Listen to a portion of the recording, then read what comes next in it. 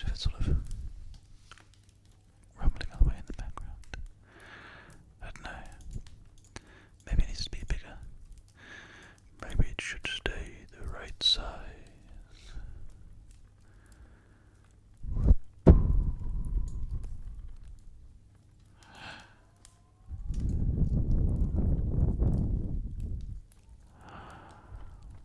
I hope you're all having a fantastic day today. Let's quickly replay this sub that had Alexa gifted to Twitch Shaped. I think that needs to be recognised because that was a very kind and generous thing to do, my friend. Alright. Rumble, rumble.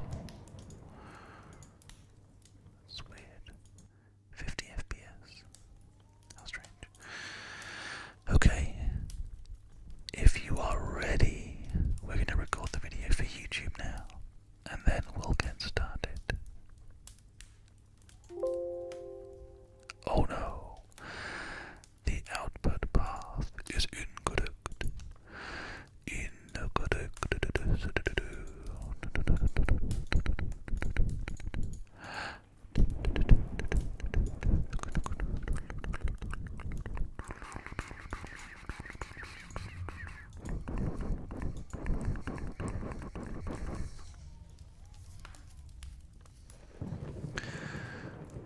That's strange. It should be recoverable. EOBS. Yep, it should be fine. I don't know why that goes. That's so strange. The file output path is invalid. But we need to record the thing. You know what, screw it. Let's use the one from yesterday. I can't be asked to figure out what the hell's going on, so we're just gonna go in and we're gonna just upload the one that we made yesterday instead. Cause I don't know why it's not working for me, but that's okay, cause I can use one from yesterday.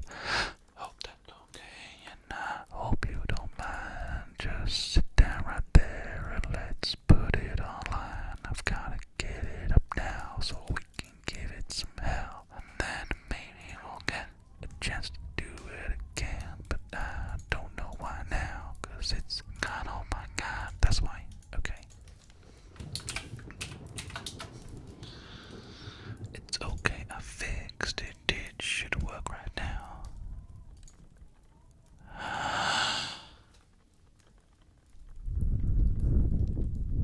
Hello guys, and welcome back to another ASMR.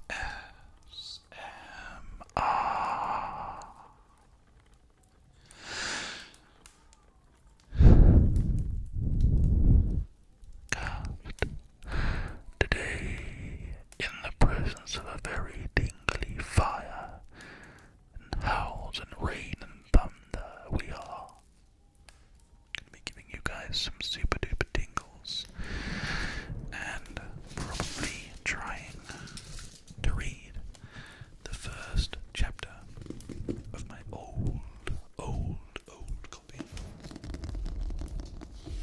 of Tales from Earthsea by Ursula Le Guin.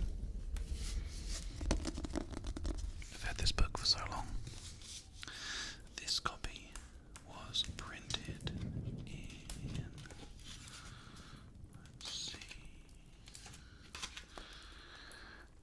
this was printed in 2002, so this is a 16-year-old book. 16 years I've had this book, and it's held up pretty well for 16 years old, and I think I'm going to do some reading from it for you guys tonight. So, story time on the ASMRcast today. If you're ready, let's get started. Click the link down below to join us. Twitch.tv/ASMRcast. I'll see you in a sec. Okay. It's an old book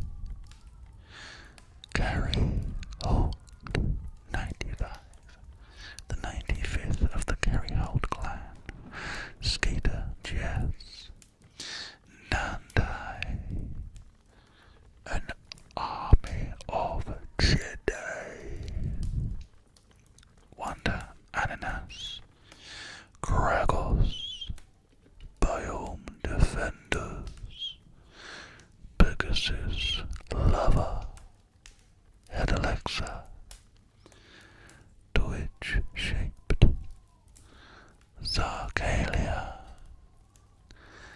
Vanessa, J. Lord, and of course, the Ginger Ninjas. And Lily Galaxy Girl. What a lovely group of people we have joining us today. And what an exciting time for us to deliver to you a story time. A story time live stream. This should be, hopefully, something that you enjoy and something that we could do together for a while. But before we begin, we have to decide if I'm going to be reading to you whilst whispering, or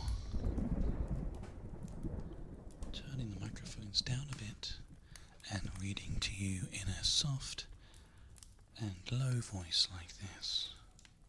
It's either going to be talking to you like this or whispering. What would you prefer to have your story time read by? Thank you. I'm glad you love the show.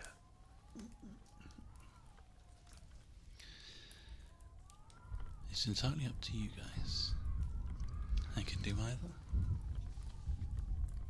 I know that some people prefer these softly speaking, and some people prefer the whispering.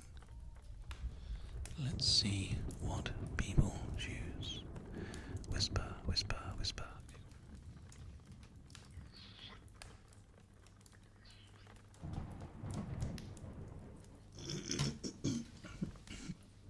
Is everybody happy with the volume of the fire in the background? Should we turn it down a little bit? Let me show you what it's like if it's turned down a wee. Just a little smidge. Or again a bit more. That's even quieter. This distorted shirt, yeah, it's nice, isn't it? I'm planning on getting quite a lot of this kind of stuff when I go to Japan, but it depends on how much money we can raise as to how much I can buy and how much I have to take with me. I'd love to get loads of new clothes out there, but we'll have to wait and see, won't we? Is everybody happy with the volume level of the background noise now that I've turned it down?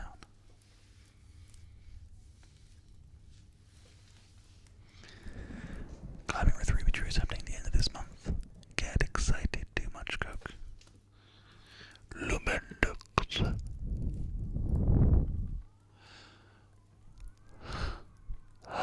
Kiki Chic is joining us as well.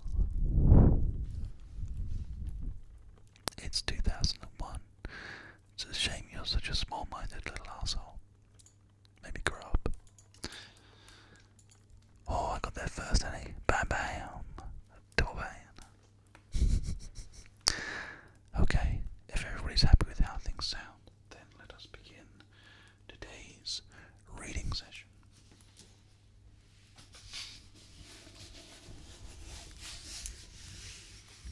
I guess this is actually a video that's going to be going out. So, do I need to do anything on my end here? Are we happy? I think everything looks pretty good, right?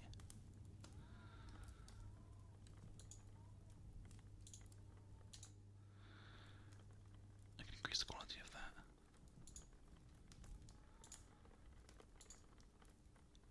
I think it's okay. As long as we're not having any weird kind of underclocking going on. No, it seems fine.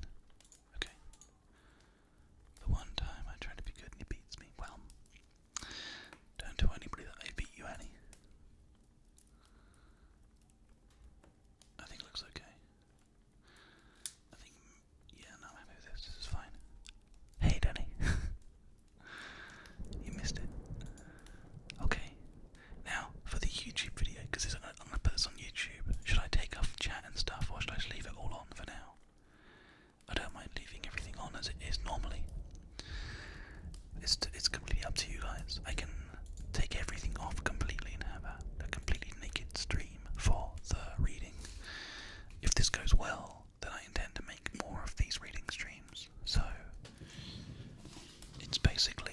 entirely up to you guys. Should we take everything off? Should we take chat off? Should we take off the helicopter and all the bits and pieces? Or should we just have things as they are, as normal, and just get on with the reading?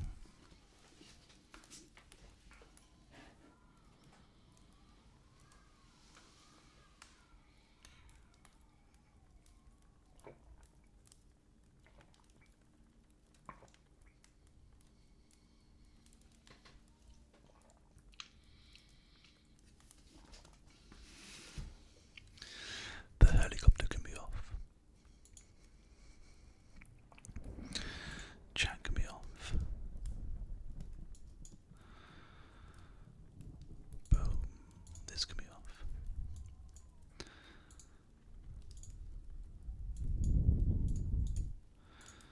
There we go.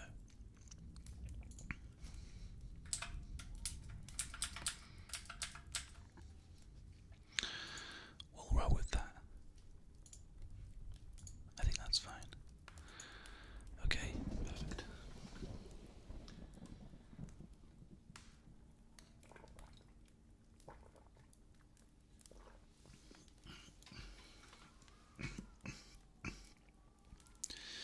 Okay, I want to just finish my tea before we start.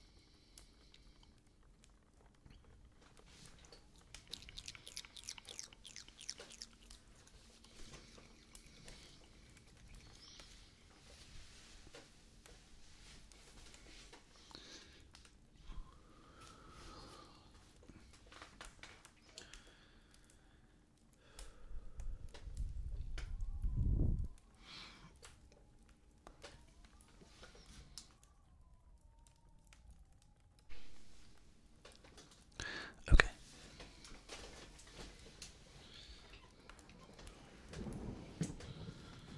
Microphone nice and close. Okay, here we go then.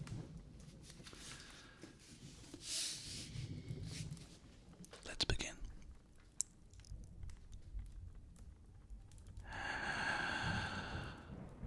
Hello guys.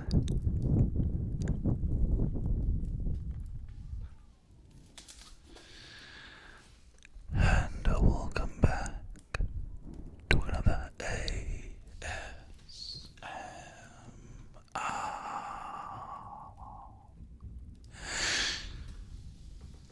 cast. It's story time, everybody. So sit back and relax. When I was a lot younger, around about, I'd say 14 years old, around there, maybe even 13,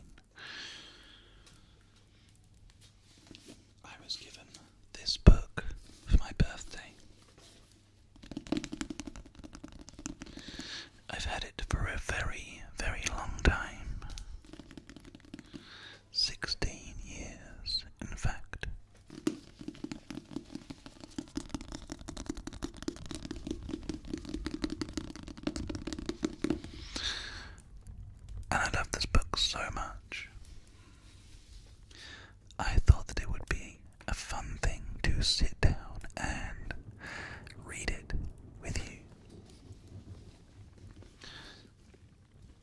Tonight we are reading Tales from Earthsea by Ursula Le Guin.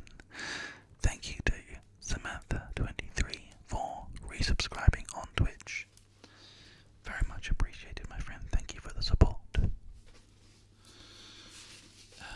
The book itself is kind of a little bit tatty, a little bit old, but it is a hardback, so it's okay. I've kept it pretty nice.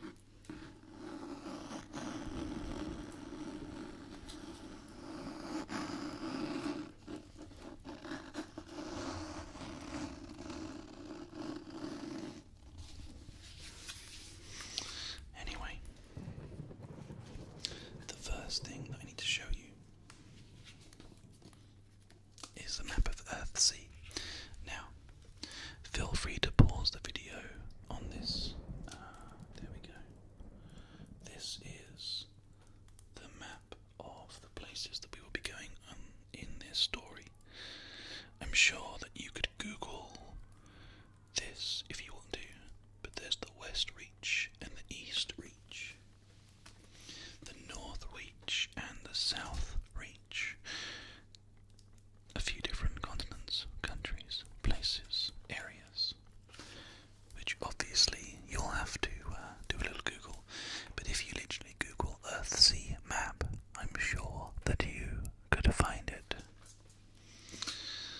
This story is fantastic, and I'm sure you will enjoy listening to it as much as I enjoy reading it. So, without further ado, Tales from Earthsea by Ursula Le Guin. I'm going to read the foreword for this book before we actually begin the story. Or should I?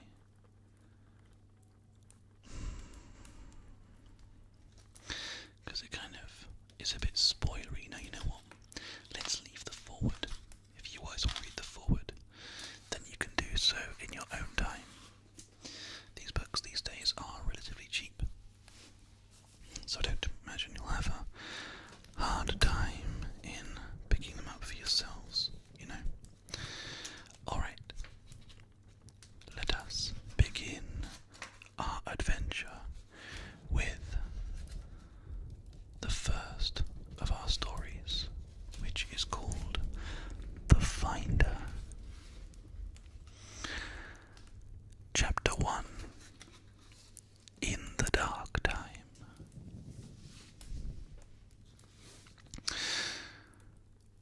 This is the first page of the Book of the Dark, written some 600 years ago in Berilia on Enlad. After Elfran and Mored perished, and the Isle of Solia sank beneath the sea, the Council of the Wise governed for the child Seriad until he took the throne. His reign was bright but brief.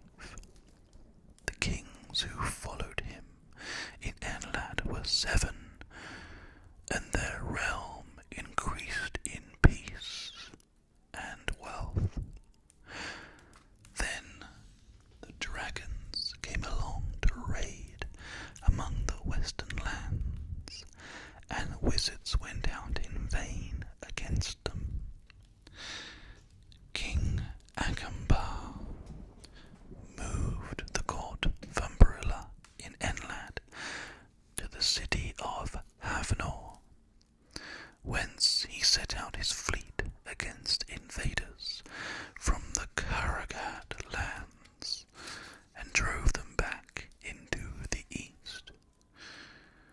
But still they sent raiding ships even as far as the inmost sea.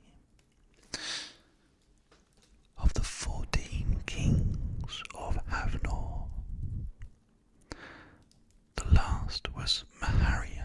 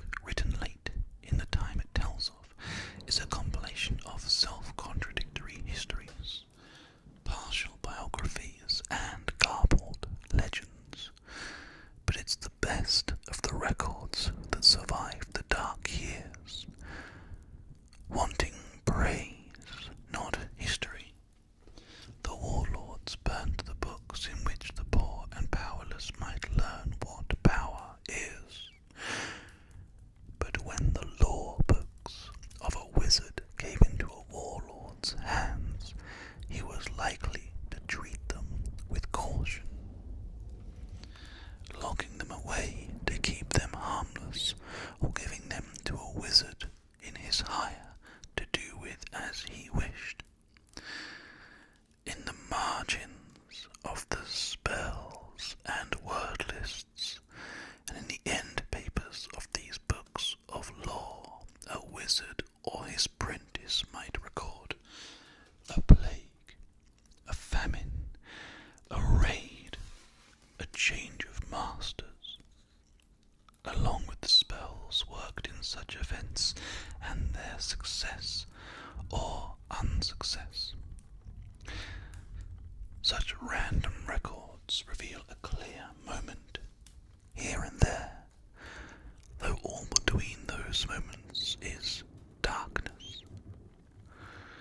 They are like glimpses of a lighted ship far out at sea, in darkness, in the rain. And there are songs, old lays and ballads from small islands and from the quiet uplands of Havnor that tell the story of those years. Havnor Great Port is the city at the heart of the world, white-towered above its bay. On the tallest tower, the sword of Erith Akbay catches the first and last of daylight. Though that city passes all the trade and commerce and learning and craft of Earthsea, a wealth not hoarded. There the king sits, having returned after the healing of the ring, in sign of healing. And in that city, in these latter days, men and women of the islands speak with dragons, in sign of change. But Havnor is also the great isle, a broad, rich land, and in the villages inland from the port, the farmlands of the slopes of Mount On, nothing ever changes much. There a song worth singing is likely to be sung again. There old men at the tavern talk of Mord as if they had known him when they too were young and heroes. Their girls walking out to fetch their cows home tell stories of the woman of the hand, who are forgotten everywhere else in the world, even on Roke, but remembered among those silent, sunlit roads and fields, and in the kitchens by the hearths, where housewives work and talk. In the time of the kings, mages gathered in the court of Enland, and later in the court of Havnor, to counsel the king and take counsel together, using their arts to pursue goals they agreed were good. But in the dark years, wizards sold their skills to the highest bidder, putting their powers one against the other in duels and combats of sorcery, careless of the evils they did, or worse than careless. Plagues and famines, the failure of springs of water, summers with no rain, and years with no summer, the birth of sickly and monstrous young to sheep and cattle, the birth, all these things, the birth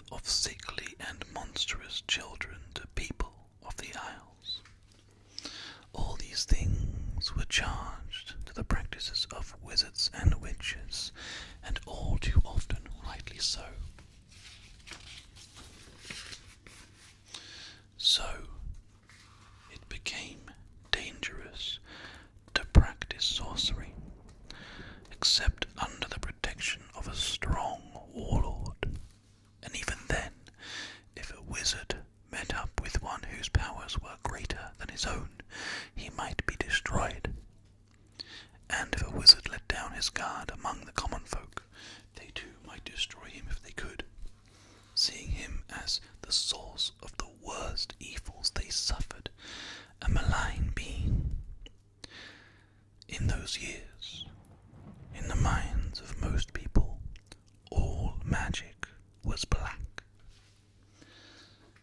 It was then that village sorcery, and above all woman's witchery, came into the ill repute that has clung to it since. Witches paid dearly for practicing the arts they thought of as their own. The care of pregnant beasts and women, birthing, teaching the songs and rites, the fertility and order of field and garden, the building and care of the house and its furniture, the mining of ores and metals. These great things had always been in the charge of women. A rich lore of spells and charms to ensure the good outcome of such undertakings was shared among the witches. But when things went wrong at the birth, or in the field, that would be the witch's fault. And things went wrong more often than right, with the wizards warring, using poisons and curses recklessly to gain immature and immediate advantage, without thought to what followed after. They brought drought and storm, blights and fires, and sickness across the land, and the village witch was punished for them. She didn't know why her charm of healing caused the wound to gangrene, while the child she brought into the world was imbecile, why her blessing seemed to burn the seed in the furrows and blight the apple on the tree. But for these ills, somebody had to be to blame. And the witch or sorcerer was there, right in the village or the town, not off in the warlord's castle or fort, not protected by armed men and spells of defense. Sorcerers and witches were drowned in the poisoned wells, burned in the withered fields, burned alive and buried to make the dead earth rich again. So the practice of their law and the teaching of it had become perilous. Those who undertook it were often those already outcast, crippled, damaged, without family, old women and men who had little to lose. The wise man and wise woman, trusted and held in reverence, gave way to the stock figures of the shuffling, important village sorcerer. That was impotent village sorcerer, with his trickeries.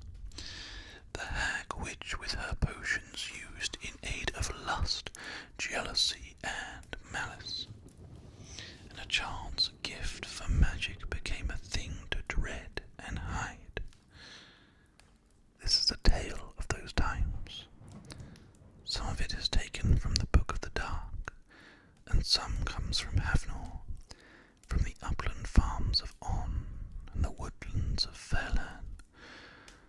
A story may be pieced together from such scraps and fragments. And though it will be an airy quilt, half made of hearsay and half of guesswork, yet it may be true enough. It's a tale of founding the rogue, and if the masters of rogues say it didn't happen so, let them tell us how it happened otherwise.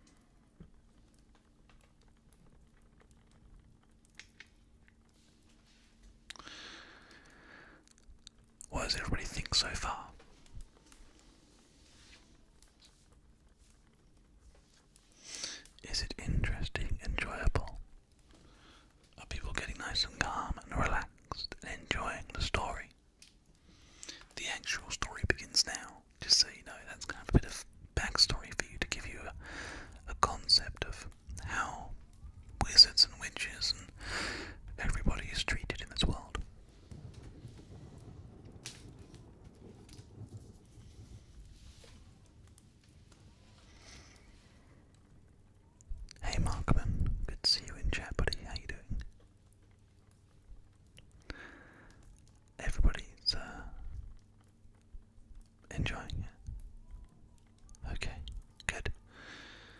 Well, let us carry on.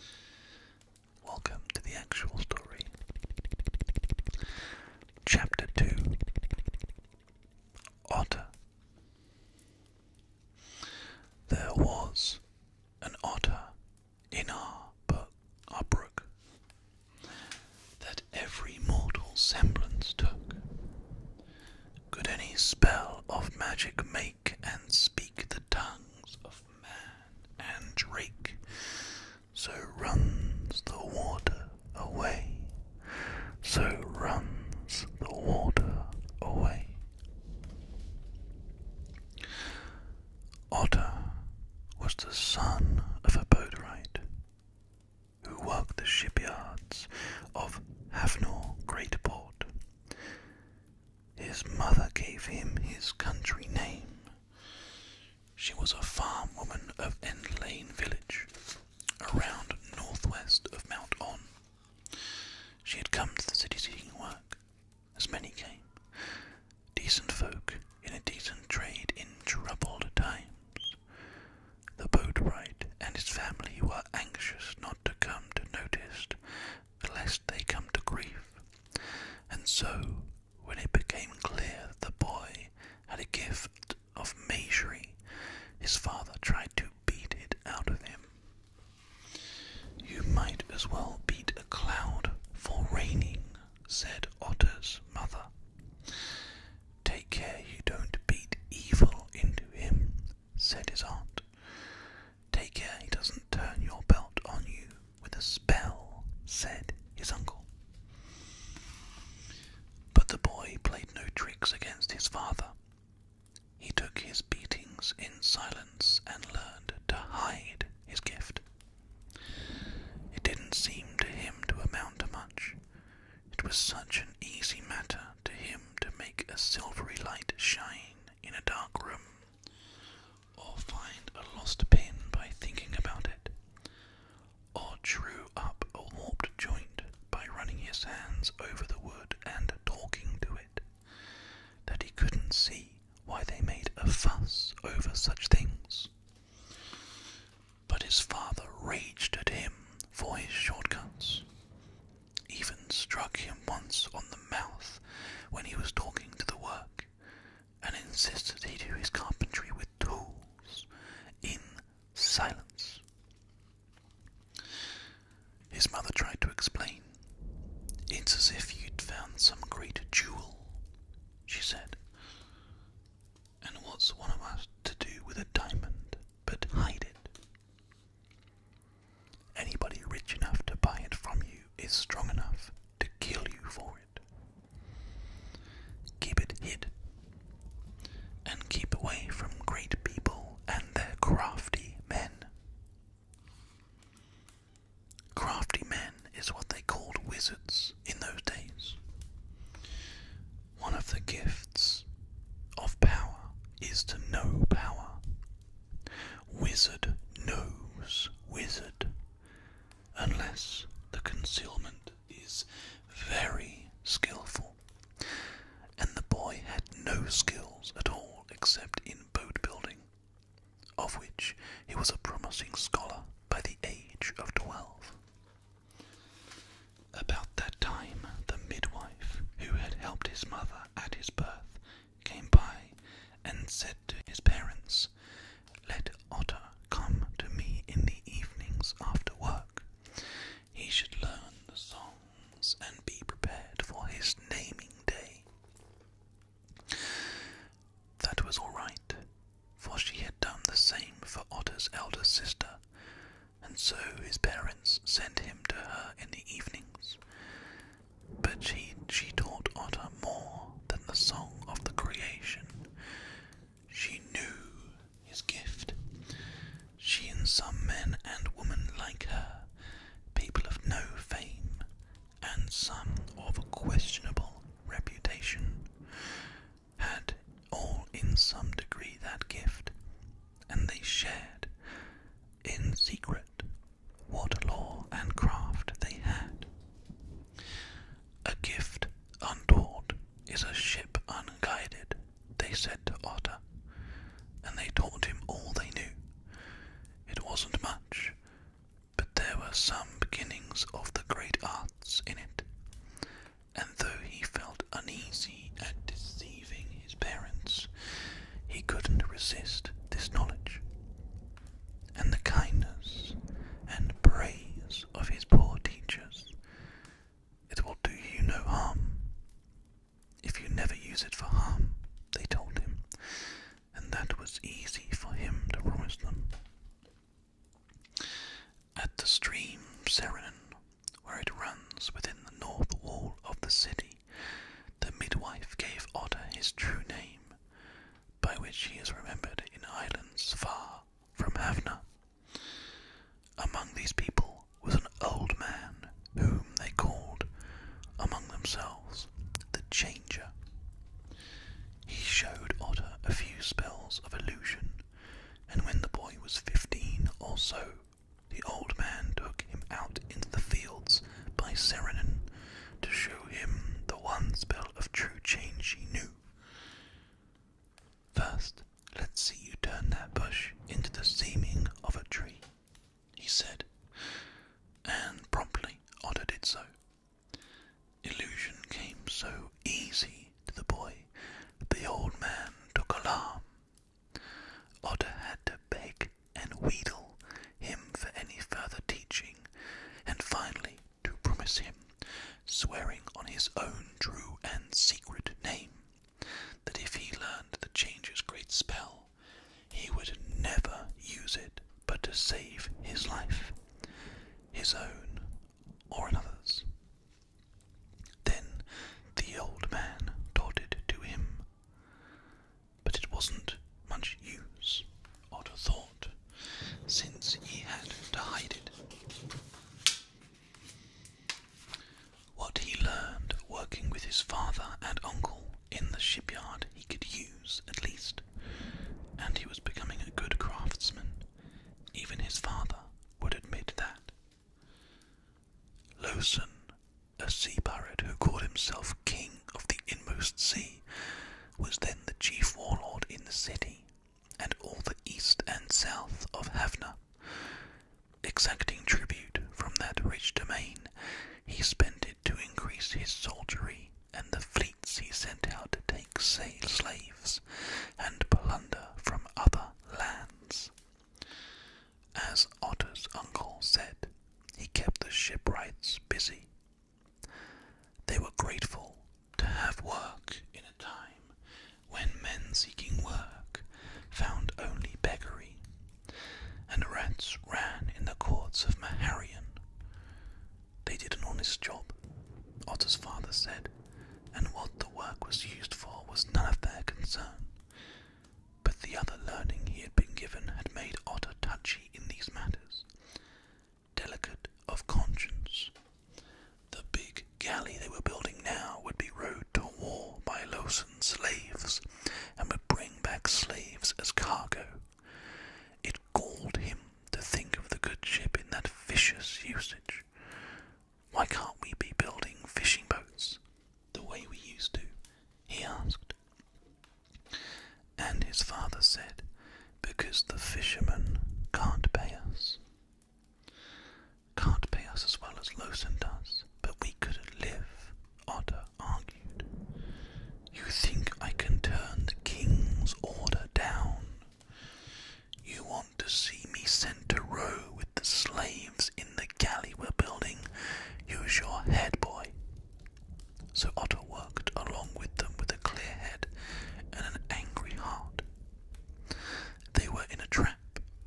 What's the use of a gift of power, he thought, if not to get out of a trap? His conscience, as a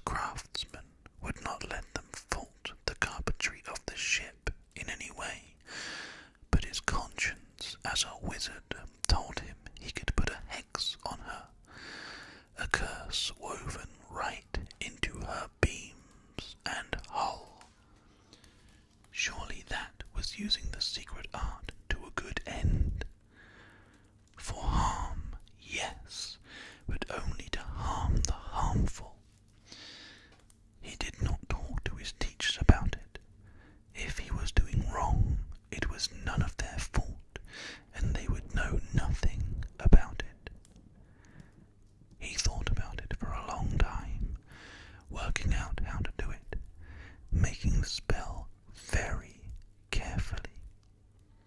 It was the reversal of a finding charm, a losing charm, he called it for himself. The ship would float and handle well and steer, but she would never steer quite true. It was the best he could do in protest against the misuse of good work and good ship. He was pleased with himself. When the ship was launched, and all seemed well with her, for her fault would not show up until she was out on the open sea, he could not keep from his teachers what he had done. The little circle of old men and midwives, the young hunchback who could not speak with the dead, who could speak with the dead, the blind girl who knew the names of things. He told them his trick, and the blind girl laughed, but the old people said, "Look out, take care, keep hidden."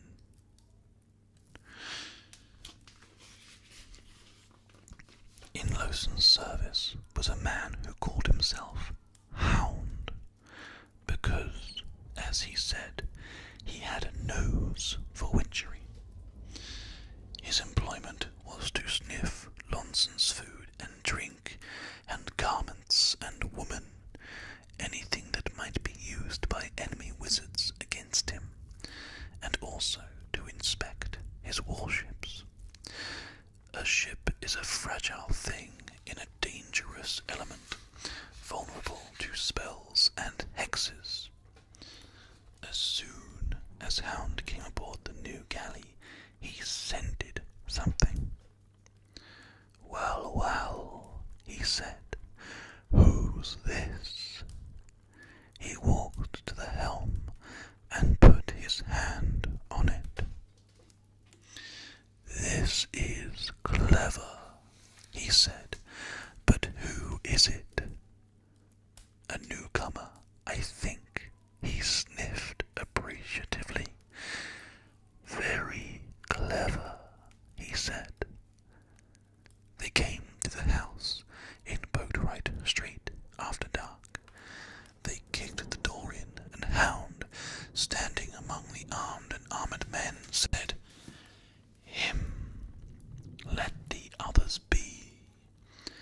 And to Otter he said, "Don't move," in a low, amicable voice. He sensed great power in the young man, enough that he was a little afraid of him. But Otter's distress was too great, and his training too slight, to think of using magic to free himself or stop the men's brutality. He flung himself at them and fought them like an animal till they knocked him on the head. They broke Otter's father's jaw and beat his aunt and mother senseless to teach them not to bring up crafty men. Then they carried Otter away. Not a door opened in the narrow street.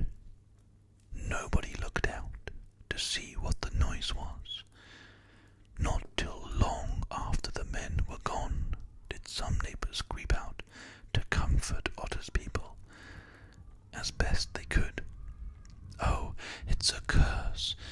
Curse this wizardry," they said. Hound told his master that they had the hexer in a safe place, and Lowson said, "Who was he working for?" "He worked in your shipyard, your highness." Lowson liked to be called by kingly titles. "Who hired him to hex the ship, fool?" "It seems it was his own idea, your majesty." "Why, what was he going to get out of it?" Hound shrugged. He didn't choose to tell Lowson that people hated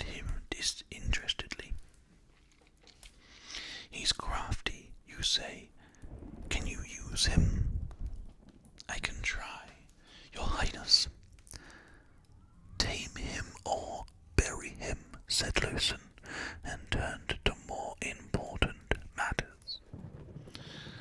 Otter's humble teachers had taught him pride. They had trained into him a deep contempt for wizards who worked for such men as Lucen, letting fear or greed pervert magic to evil hands. Nothing, to his mind, could be more despicable than such a betrayal of their art, so it troubled him that he couldn't despise Hound. He had been stowed in a storeroom of one of the old palaces that Lucen had appropriated. It has no window. Its door was cross-grained oak barred with iron, and spells had been laid on that door that would have kept a far more experienced wizard captive. There were men of great skill and power in Lucen's pay. Hound did not consider himself to be one of them. "All I have is a nose," he said. He came daily to see that Otter was recovering from his concussion and dislocated shoulder, and to talk with him. He was, as far as Otter could see, well-meaning and honest. "If you won't work for us, they'll kill you," he said. "Lucen can't have fellas like you on the loose. You'd better hire on while he'll take you." "I can't." Otter stated it as an unfortunate fact, not as a moral assertion. Hound looked at him with appreciation. Living with the Pirate King, he was sick of boasts and threats, of boasters and threateners. "What are you strongest in?" Otter was reluctant to answer. He had to like Hound, but didn't have to trust him. "Shape-changing," he mumbled at last. "Shape-taking?" "No, just tricks. Turning a leaf into a gold piece, seemingly. In those days they had no fixed names for the various kinds of arts, of magic, nor were the connections among those arts clear. There was, as the wise men of Roke would say later, no science in what they knew. But Hound knew pretty surely that his prisoner was concealing his talents. "Can't change your own form, even seemingly?" Otter shrugged. It was hard for him to lie. He thought he was awkward at it because he had no practice. Hound knew better, and false commerce with the dead are counterfeits of magic. Glass to the diamond, brass to the gold. They are fraud, and lies flourish in that soil. But the art of magic, though it may be used for false ends, deals with what is real, and the words it works with are the true words. So true wizards find it hard to lie about their art. In their heart, they know that their lie, spoken, may change the world. Hound was sorry for him. "You know, if it was Kellock questioning you, he'd have everything you know out of you just with a word or two, and your wits with it. I've seen what old Whiteface leaves behind when he asks questions. Listen, can you work with the wind at all?" Otter hesitated and said, "Yes." "Do you have a bag?" Weather workers used to carry a leather sack in which they said they kept the winds, untying it to let a fair wind loose or to capture a contrary one. Maybe it was only for show, but every weather worker had a bag, a great long sack or little pouch. "At home," Otter said. It wasn't a lie. Otter did have a pouch at home. He kept his fine work tools and his bubble level in it, wasn't altogether lying about the wind.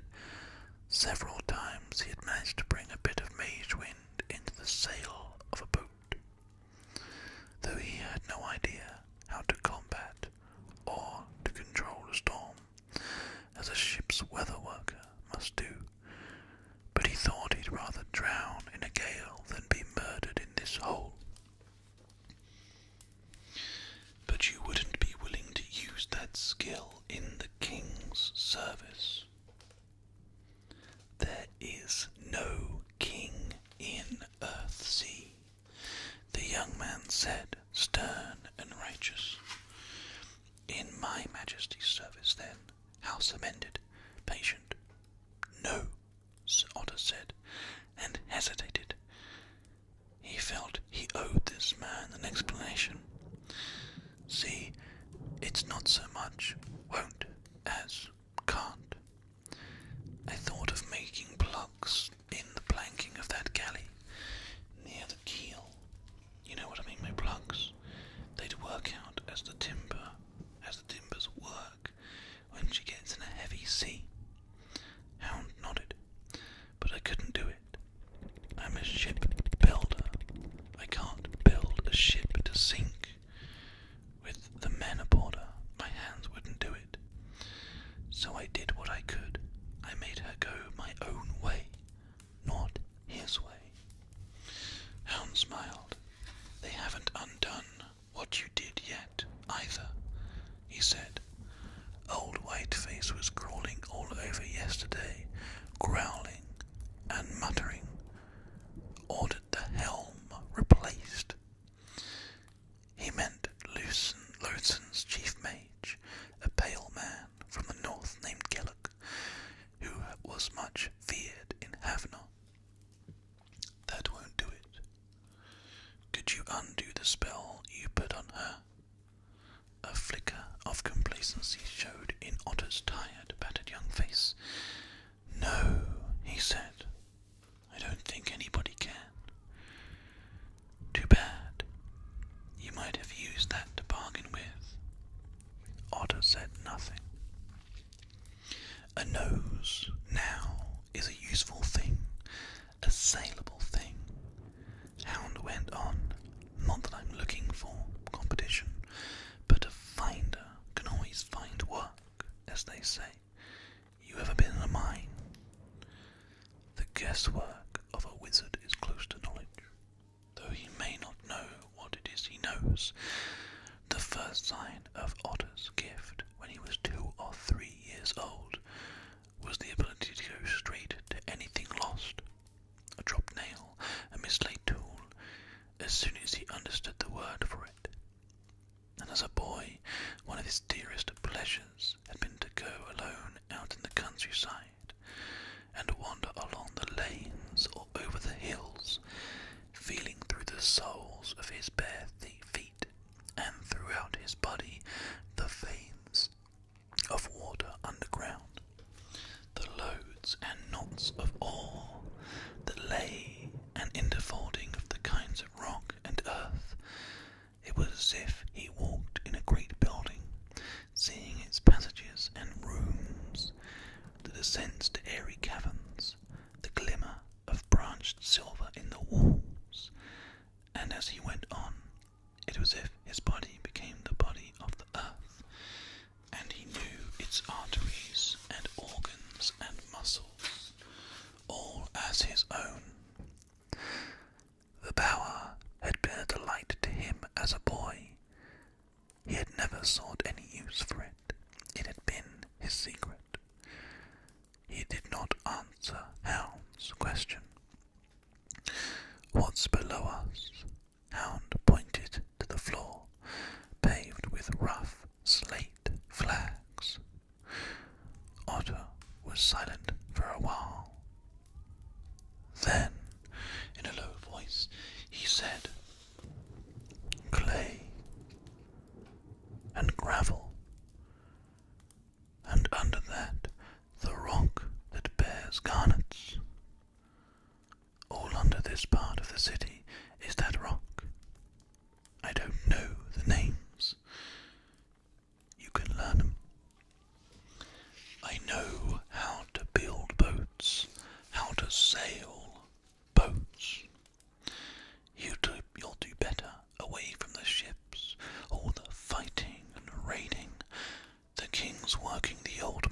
glance at some Mori round the mountain.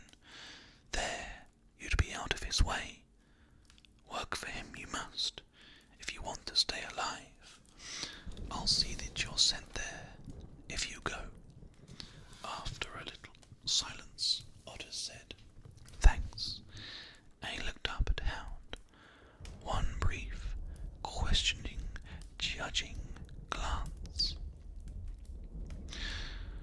Hound had taken him, had stood and seen his people beaten senseless, had not stopped the beating yet. He spoke as a friend. Why? Said Otter's look. Hound answered it. Crafty men needs to stick together, he said. Men who have no art at all, nothing but wealth, they pit us against one another, for their gain, not for ours. We sell them our power. Why do we? If we went our own way together, we'd do better. Maybe. Hound meant well in sending the young man to Samori, but he did not understand the quality of Otter's will, nor did Otter himself. He was too used to obeying others to see that in the fact that he had always followed his own bent, and too young to believe that anything he did could kill him. He planned, as soon as they took him out of his cell, to use the old changer's spell of self-transformation and to escape. Surely his life was in danger, and it would be all right to use the spell. Only he couldn't decide what to turn himself into. A bird or a wisp of smoke? What would be the safest? But while he was thinking about it, Lowson's men, used to wizard's tricks, drugged his food, and he ceased to think of anything at all. They dumped him into a mule cart like a sack of oats. When he showed signs of reviving during the journey, one of them bashed him on the head, remarking that he wanted to make sure he got his rest. When he came to himself, sick and weak from the poison, and with an aching skull, he was in a room with brick walls and bricked-up windows. The door had no bars and no visible lock, but when he tried to get to his feet, he felt bonds of sorcery holding his body and mind, resilient, clinging, tightening as he moved. ASMR Twitch, thank you for the host, my friend. Welcome to everybody who is just joining us right now. We are doing an ASMR story time with Ursula Le Guin, Tales from Earthsea. A fantastic book and an amazing read. It's a fantasy novel, I guess, and we're just learning the story of a young wizard or fledgling wizard called Otter, who has been learning spells and has been captured by a seeker of wizards who found him out. And he is now trying to find a way to escape the clutches of the king, because he does not want to work for him. He wants to be free. He could not stand. He's currently trapped and being held by sorcery. He could not stand, but could not take a step. Sorry, he could stand, but could not take a step towards the door. He could not even reach his hand out. It was a horrible sensation, as if his muscles were not his own. He sat down again and tried to hold still. The spellbounds around his chest kept him from breathing deeply, and his mind felt stifled too, as if his thoughts were crowded into a space too small for them. After a long time, the door opened and several men came in. He could do nothing against them as they gagged him and bound his arms behind him. "Now you won't weave charms nor speak spells, young'un," said a broad, strong man with a furrowed face. "But you can nod your head well enough, right? They sent you here as a dowser. If you're a good dowser, you'll feed well and sleep easy. Cinnabar, that's what you're to nod for. The king's wizard says it's still here somewhere about these whole mines, and he wants it, so it's best for us that we find it. Now I'll walk you out. It's like I'm the water finder and you're my wand, see? You lead on, and if you want to go this way or that, you tip your head so. And when you know there's a lot underfoot, you stamp on the place, so. Now that's the bargain, right? And I will, if you play fair, I will play fair too." He waited for Otter to nod, but Otter stood motionless. Welcome to Ruby True's crew as well. Ruby True's crew, where are you? We've got some tingles to make now. Come on, Ruby True, I need you to tingle whilst we read Ursula Tales from the Sea. "Sulk away," the man said. "If you don't like this work, there's always the roaster." The man, whom the others called Licky, led him out to a hot, bright morning that dazzled his eyes. Leaving his cell, he had felt the spellbounds loosen and fall away. But there were other spells woven about other buildings of the place, especially around a tall stone tower. Filling the air with sticky lines of resistance and repulsion.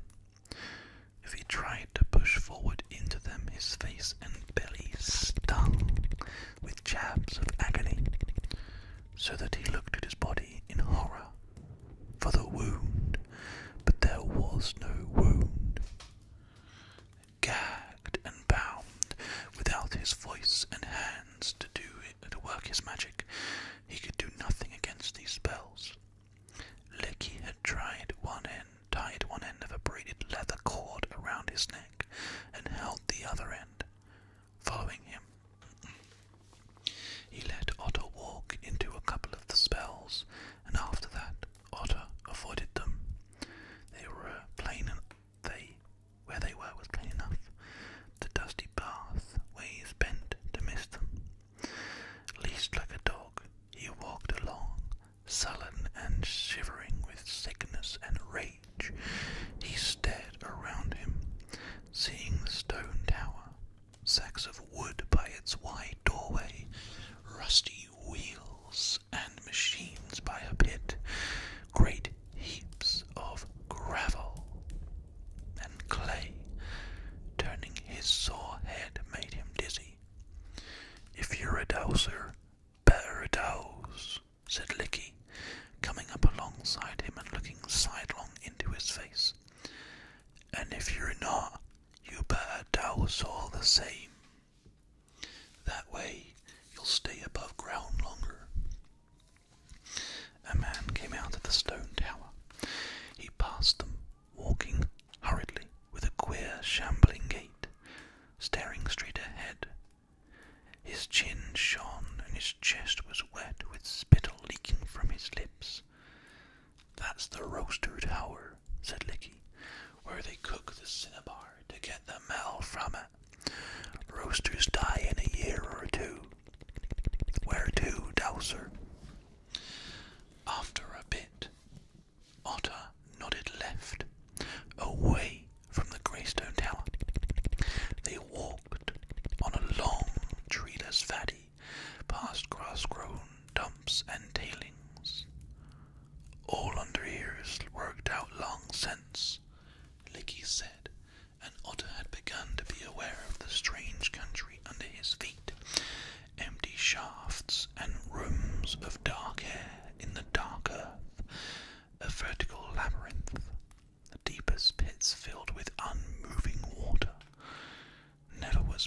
silver, and the water metal's long gone.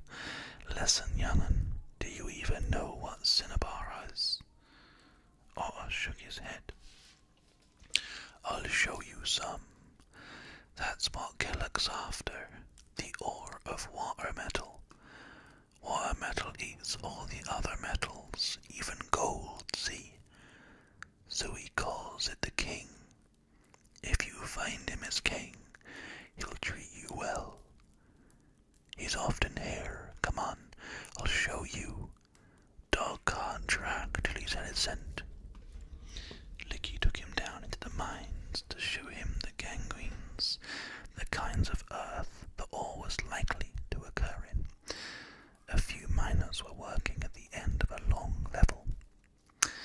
Because they were smaller than men and could move more easily in narrow places, or because they were at home with the earth, or most likely because it was the custom, women had always worked the mines of Earthsea.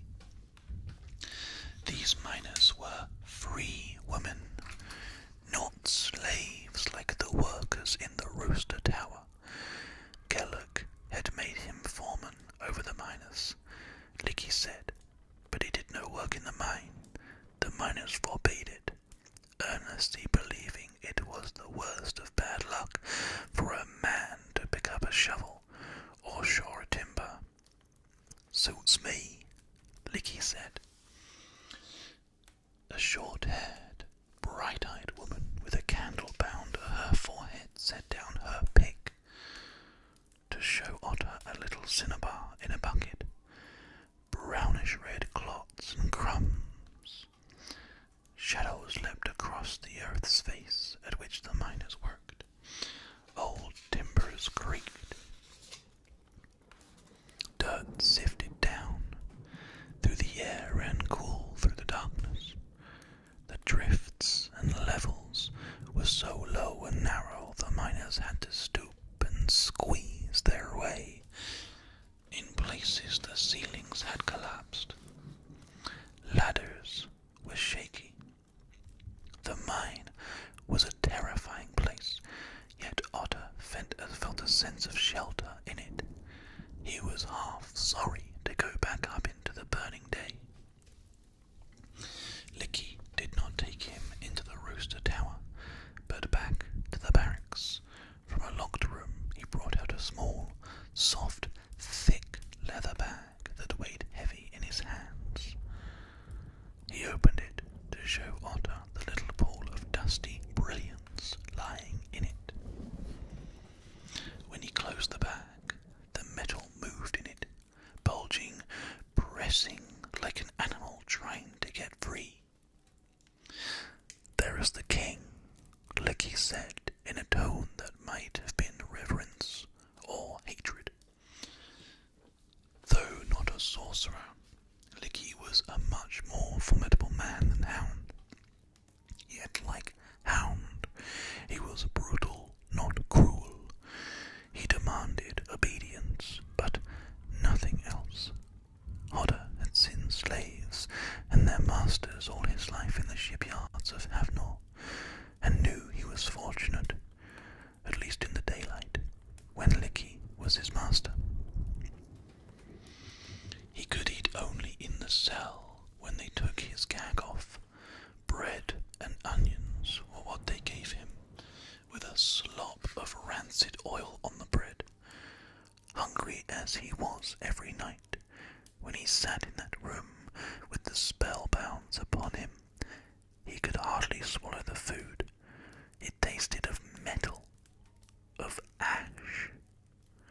The nights were long and terrible, for the spells pressed on him, weighed on him, waked him over and over, terrified, gasping for breath, and never able to think coherently.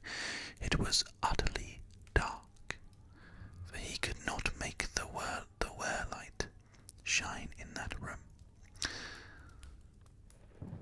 The day came unspeakably welcome, even though it meant he would have his hands tied behind him, and his mouth gagged like a leash buckled around his neck.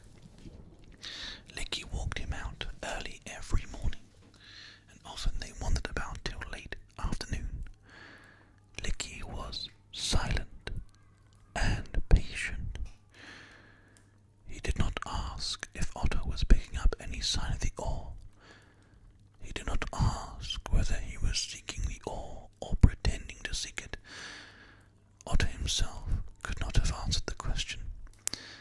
In these aimless wanderings, the knowledge of the underground would enter him, as it used to do, and he would try and close himself off to it. I will not work in the service of evil, he told himself.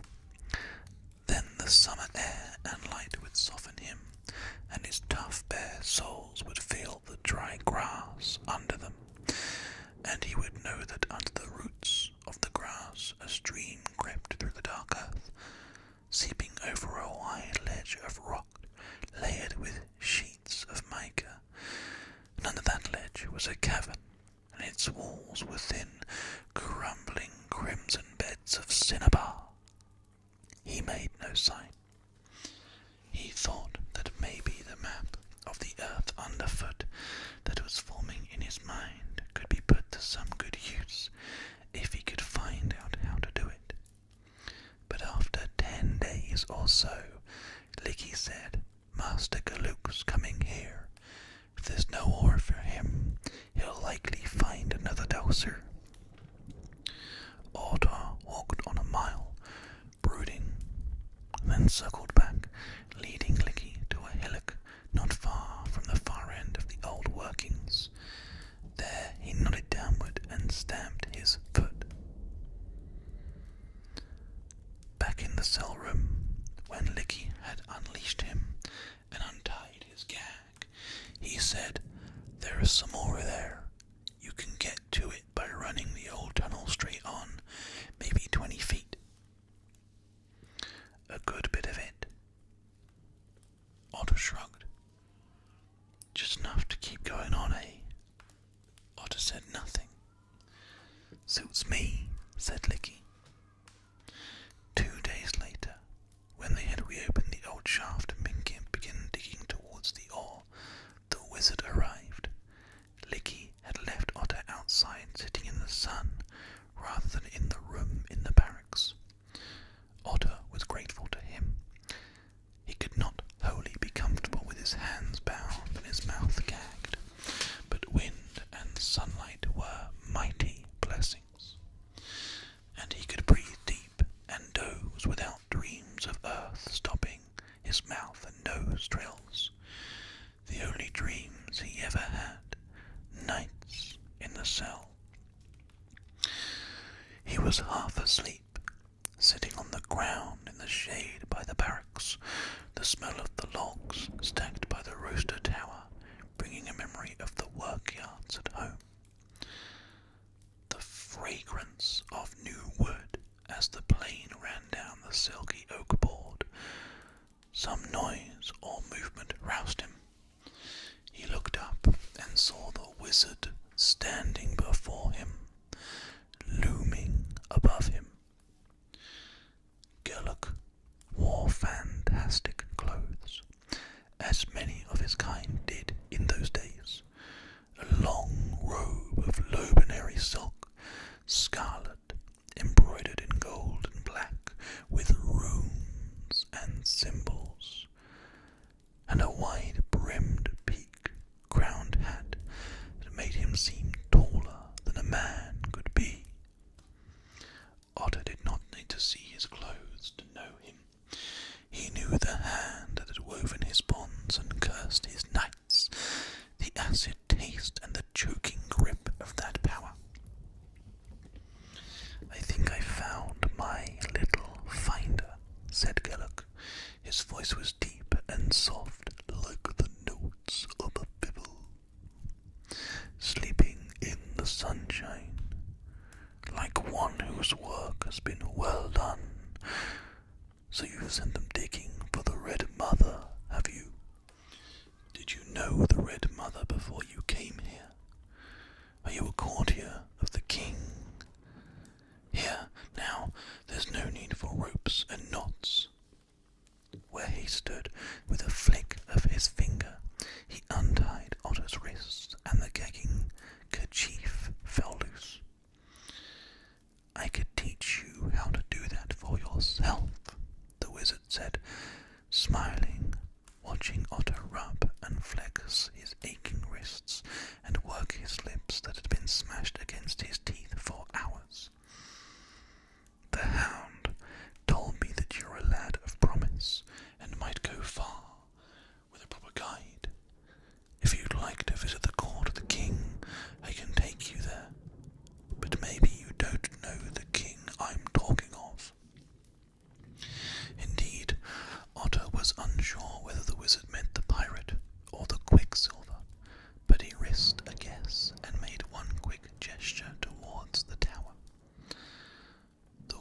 eyes narrowed and his smile broadened.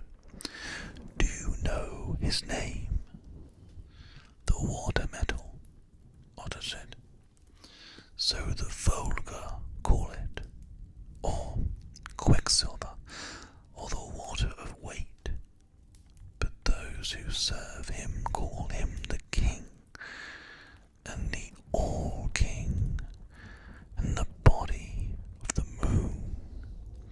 His gaze, benevolent and inquisitive, passed over the otter and the tower, and then back. His face was large and long, whiter than any face Otter had seen, with bluish eyes, grey and black hairs curled here and there on his chin and cheeks. His calm, open smile showed small teeth, several of them missing. Those who have learned to see truly can see him as he is, the Lord of all substances. Oh. Something startled my dogs. Not quite sure what that was. How interesting.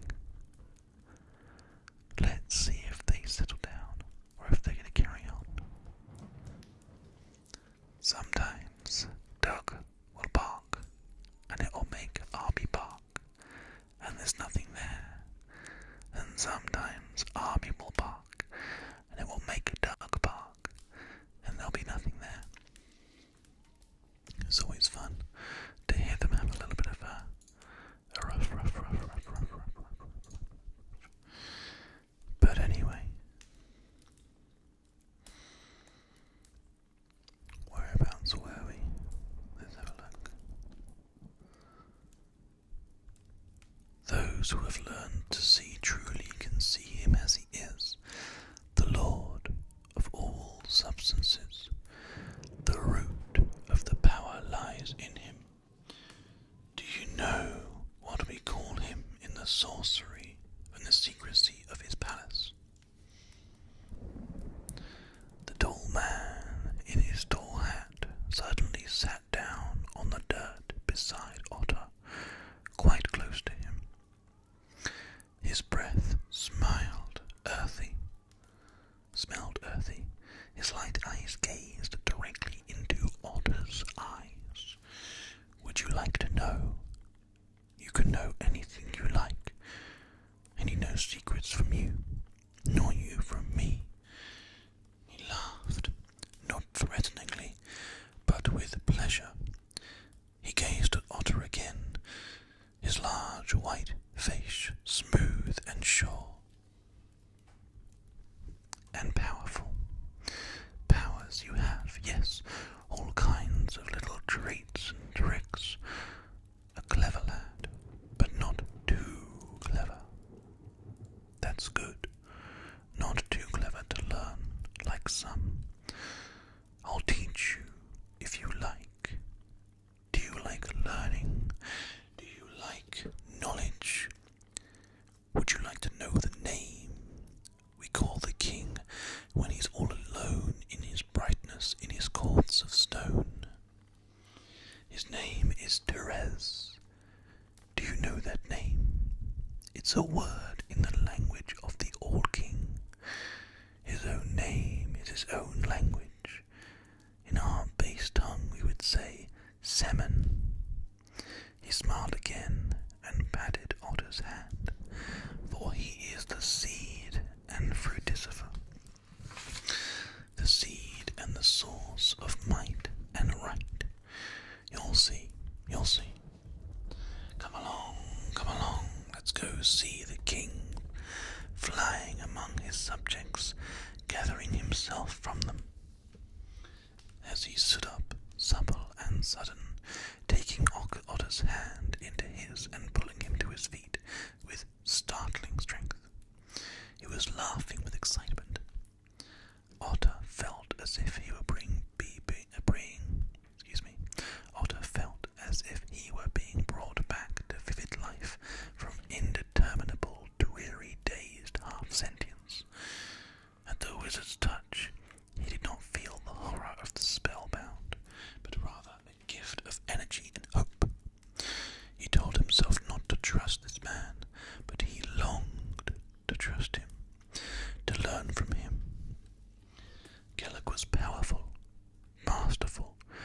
strange, yet he had set him free. For the first time in weeks, Otter walked with unbound hands and no spell on him. This way, Gallic murmured. No harm will come to you. They came to the doorway of a roaster tower, a narrow passage in the 3-foot thick walls. He took Otter's arm, for the young man hesitated. Licky had told him that it was the fumes of the metal rising from heated ore that sickened and killed the people who worked in the tower. Otter had never even entered the building, or seen Licky enter it for that matter. He had come close enough to know that it was surrounded by prisoning spells that would sting and bewilder and entangle and enslave and try to escape. Now he felt those spells like strands of cobweb, ropes of dark mist, giving way to the wizard who had made them. Breathe, breathe, breathe, Gallic said, laughing, and Otter tried to not hold his breath as they entered the tower. The roasting pig took up the centre of a huge domed chamber.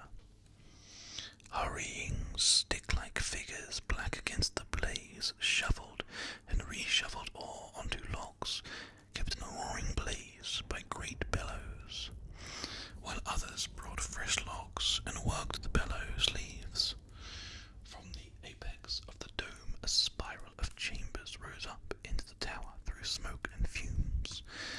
In those chambers, Licky had told him, the vapour of the quicksilver was trapped and condensed, reheated and recondensed, till in the topmost vault the pure metal ran down into a stone trough or bowl.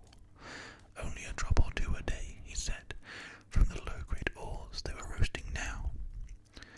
Don't be afraid, Gallic said, his voice strong and musical over the panting gasp of the huge bellows and the steady roar of the fire. Come see how he flies in the air, making himself pure, making his subjects pure. He drew Otter to the edge of the roasting pit. His eyes shone in the flare and dazzle of the flames. Evil spirits that work from the king become clean, he said, his lips close to Otter's ear. As they slaver, the dross and stains flow out of them. Illness and impurities fester and run free from their sores.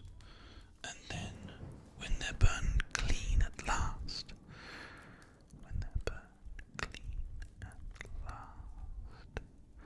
they can fly up into the courts of the king. Come along, up into his tower where the dark night brings forth the moon.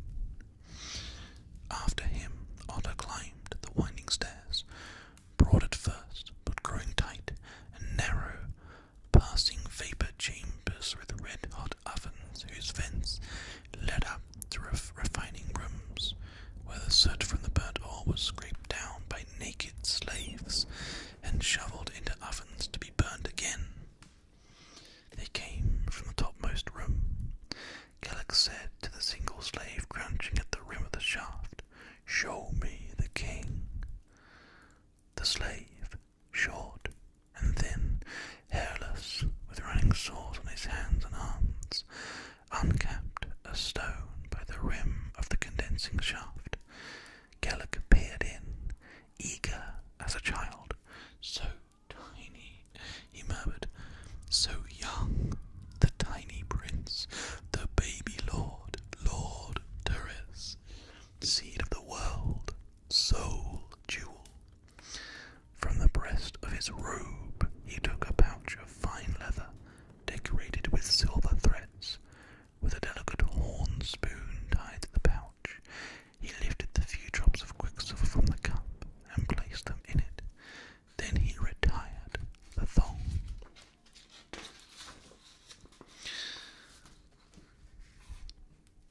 The slave stood by, motionless.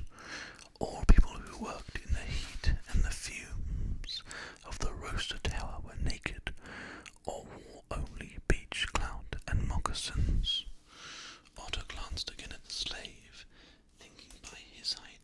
was a child, and then saw the small breasts. It was a woman.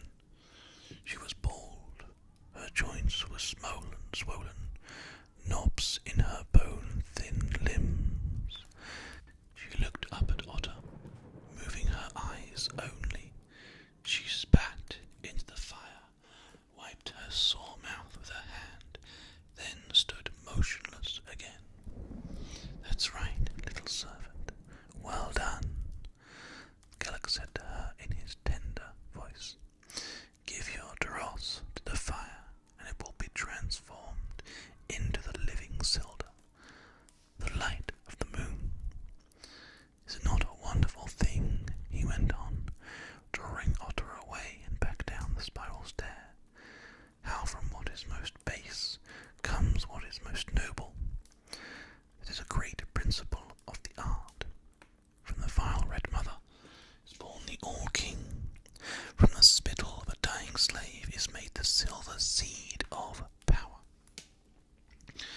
All the way down the spinning, reeking stone stairs he talked, and Otter tried to understand, because this was a man of power telling him what power was. When they came out into the daylight, again his head kept on spinning in the dark, and after a few steps he doubled over and vomited on the ground. Gellert watched him with his inquisitive, affectionate look, and when Otter stood up, wincing and gasping, the wizard asked gently, "Are you afraid of the king?" Otter nodded. "If you share his power, he won't harm you. To fear a power is to fight a power. It's very dangerous. To love power and to share it is the royal way. Look, watch what I do." Gellert held up the pouch into which he had put the few drops of quicksilver. His eye always on Otter's eye, he unsealed the pouch, lifted it to his lips, and drank its contents. He opened his smiling mouth so that Otter could see the silver drops pooling on his tongue before he swallowed. "Now the king is in my body, the noble guest of my house.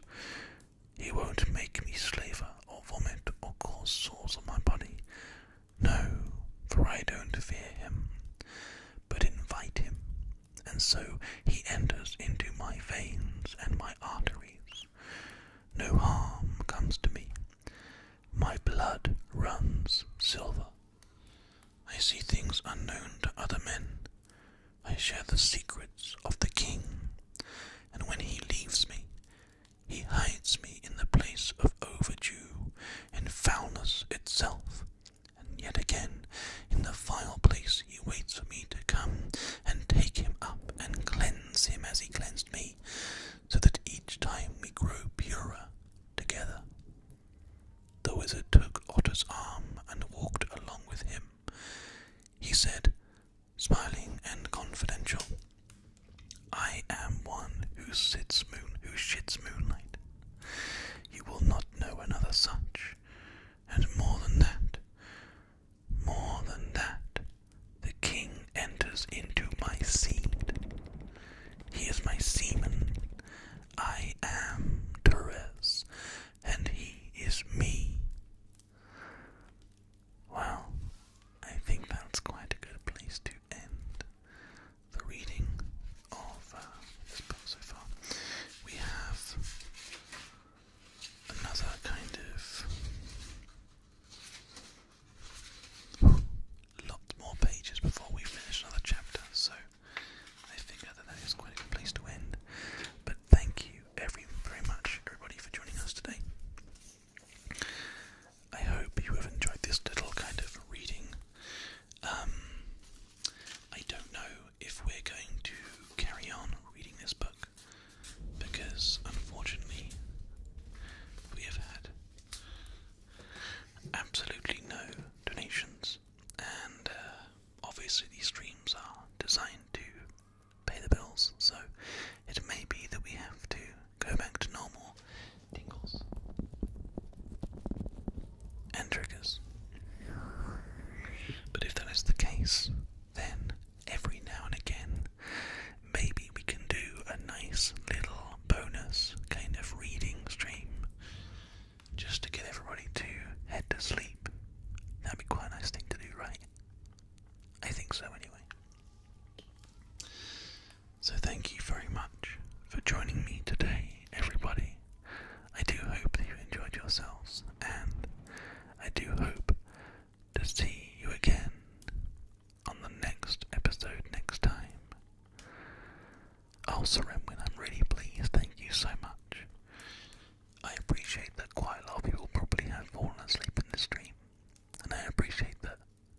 it's difficult at the start of the month for people to make. I get it, don't worry. Well, obviously, we'll try again and we'll see whether or not we can make this into a regular thing. I hope we can. But obviously, it's very difficult when both our GAFcast and ASMR streams don't get any donations. Anyway, that's another story for another time. You can't have good days without bad days, as we always say. Take care, everybody. Sweet dreams. I'm going to London tomorrow, but I should be back in time for our normal ASMR stream, so I'll see you all tomorrow for some more tingles and triggers. Good night. Actually, just before we go, let's find a place to send our love, our ASMR love. Let's see who we have online right now. Property a rerun, property a rerun, property a rerun, property a rerun.